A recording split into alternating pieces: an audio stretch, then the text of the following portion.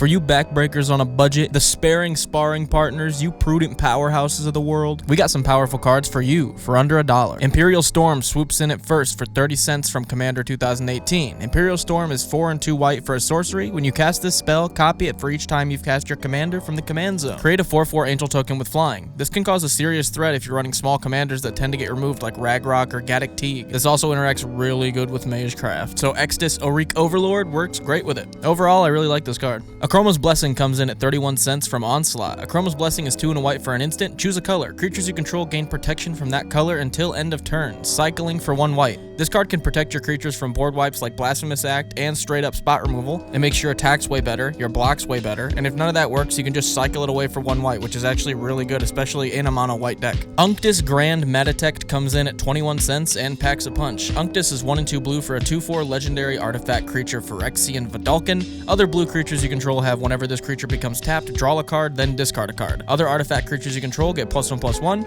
pay 1 Phyrexian blue. Until end of turn, target creature you control becomes a blue artifact in addition to its other colors and types. Activate only as a sorcery. This goes infinite with any untapped target permanent or creature card like Kelpie Guide or Seeker of Skybreak to let you draw and discard infinitely, so pair that with like a Psychosis Crawler or a Teferi's Tutelage and you've got the game. Up next is one of my new favorite cards, Ghostly Pilferer at 18 cents from Crimson Vow Commander. Ghostly is 1 and a blue for a 2/1 creature, Spirit Rogue. Whenever Ghostly Pilferer becomes untapped, you may pay 2. If you do, draw a card. Whenever an opponent casts a spell from anywhere other than their hand, draw a card. Discard a card, Ghostly Pilferer can't be blocked this turn. So this thing has 2 different ways to draw a card, and a way to put cards into your graveyard, and a way to be unblockable. I feel like this is a go in most blue decks, especially in my Sauron Reanimator. It's actually a very good card. Many Magic the Gathering players ask the question, what do Plagiarize do? 3 and a blue for an instant until end of turn. Whenever target player draws a card, instead that player skips that draw and you draw a card. As well as being a straight up counter to large draw spells like Mind Spring, it also just lets you draw a card, so win-win. Not much to say about this card. It's not super strong, but it's pretty alright and super cheap. Up next is Body Count from New Capenna Commander for 49 cents. 2 and a black for an instant with Spectacle. If your opponent lost life this turn, you can cast it for 1 black. Draw a card for each creature that died under your control this turn. As well as working great with sack outlets, it also works great in Aristocrat decks with death triggers that make people lose life, which will just trigger its Spectacle alternate cost. This thing also works great with board wipes, yours or the opponent's. Cabal Therapist comes in at 24 cents from Modern Horizons. Cabal Therapist is 1 black for a 1/1 menace. At the beginning of your pre-combat main phase, you may sack a creature. When you do, choose a non-land card name. Target opponent reveals their hand and discards all cards with that name. This card's a great answer to tutor spells, making your opponents play the card they tutored or just lose it on your turn. Also, after this is triggered once, you've seen the opponent's hand, so you've got the card's names now. You can also target the player who's ahead at the table and just let everyone else know what they have in their hand, which I love. It can also pick out powerful creatures from people's hands, and you can just sack big ETB creatures on your side to reanimate in Reanimator decks like Scarab God to get tons of value. This seems super good.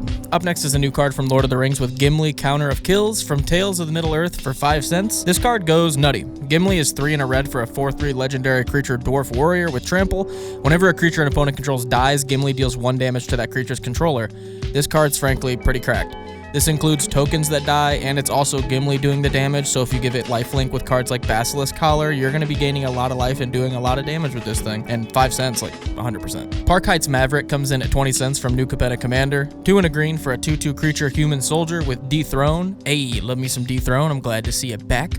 Park Heights Maverick can't be blocked by creatures with power 2 or less. Whenever Park Heights Maverick deals combat damage to a player or dies, proliferate. This guy does a ton. He gives himself +1/+1 counters with Dethrone and with the proliferate if he lands damage, which makes him ramp up in power super quickly. But obviously proliferate will be good with like anything else. Planeswalkers, shield counters, +1/+1, any other kind of counter. If your deck's based around it, this actually seems like a pretty solid proliferator. Up next is Shabraz the Sky Shark for 93 cents from Commander 2020. Our flying Great White here costs 2 a blue and a white for a 3/3 flying. Whenever you draw a card, you gain 1 life and put a 1/1 counter on Shabraz. Pay 1 Hybrid Azorius, target human gains flying until end of turn, which, I mean, sure. The main thing is you get a giant flying shark that gets better from you drawing cards, which you're going to be doing the entire game. It also interacts really good in life gain decks, because again, you're going to be drawing all game, and if you're getting 1 life off of each draw, that actually seems really good. And again, giant shark. So Duskmantle Seer comes in next at 17 cents from Conspiracy Take the Crown. Duskmantle is 2, a blue and a black for a 4/4 flying. At the beginning of your upkeep, each player reveals the top card of their library, loses life equal to the card's converted mana cost, then each player puts the revealed cards into their hands. This is great because it can just chip away at opponents under the guise of like helping them draw. It also interacts great with cards that can put opponents' creatures back on top of their deck, allowing you to put some high CMC threat back on top. They'll lose a bunch from the trigger, and you really don't have to worry about what they'll draw because you know what it is. It also lets everyone at the table know what everyone else is drawing, which can help prep against game-winning turns and combos, all the while being card advantage for us as well. This is a super cool one. Dragonlord Ojutai comes in at 37 cents from Mystery Boosters. Ojutai is 3, a white and a blue for a 5/4 flying that has hexproof as long as it's untapped. Whenever Dragonlord Ojutai deals combat damage to a player, look at the top 3 cards of your library, put 1 into your hand, the rest on the bottom in any order. A 5-power dragon with flying and sometimes hexproof is nothing to laugh at, as well as fixing your draws when it connects. If you can give this thing vigilance, it'll always have hexproof, which makes it a real pain. On top of that, if you can give it double strike, you get 2 activations off this guy. I think this thing could put in work in a game of Magic for sure. Hadana's Climb is 43 cents from Cute to Brute Secret Lair.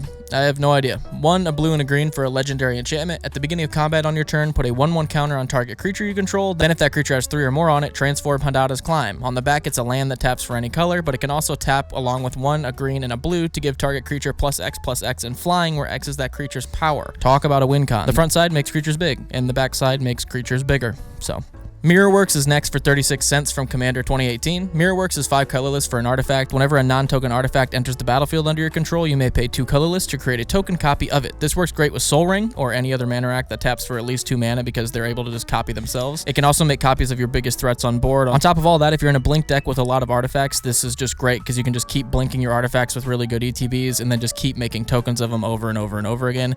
This is an old school classic that I wish would see more play. Magnetic Mine from Mirrored and Besieged is 47 cents, and it's a great answer to those pesky treasure tokens. Magnetic Mine is 4 colorless for an artifact. Whenever an artifact is put into a graveyard from the battlefield, Magnetic Mine deals 2 damage to that artifact's controller. That dock side is looking a little worse, isn't it? Also, if you run Vandal Blast, this could do some serious damage to your opponents. And that's not even mentioning food, blood, or clue tokens. This thing's really good. Speaking of really good, Inspiring Statuary comes in at 34 cents from March of the Machines Commander. 3 colorless for an artifact. Non-artifact spells you cast have Improvise. Your artifacts can help cast those spells. Each artifact you tap while casting that spell pays for 1 colorless. Think of it like all your artifacts have Convoke for non-artifacts. All those blood, clues, and foods are now mana rocks. Now this does say non-artifact spells, so your deck does have to have like a balance of artifacts and non-artifacts, but if you do have that balance, this will put in some serious work. And lastly, we've got Imperial Plating for 33 cents, an equipment for 2 colorless that equips for 2 colorless. Equip creature gets +1/+1 for each card in your hand. This most of the time will be 2 colorless to give a creature +5 power and toughness, not even bringing up instant speed card draw like Drown in Dreams, which might be able to bring home a game paired with this equipment. Let me know if you run any of these or plan on picking any of them up. I appreciate all the support you guys have shown. If you're not subscribed, hit that subscribe button and comment down below.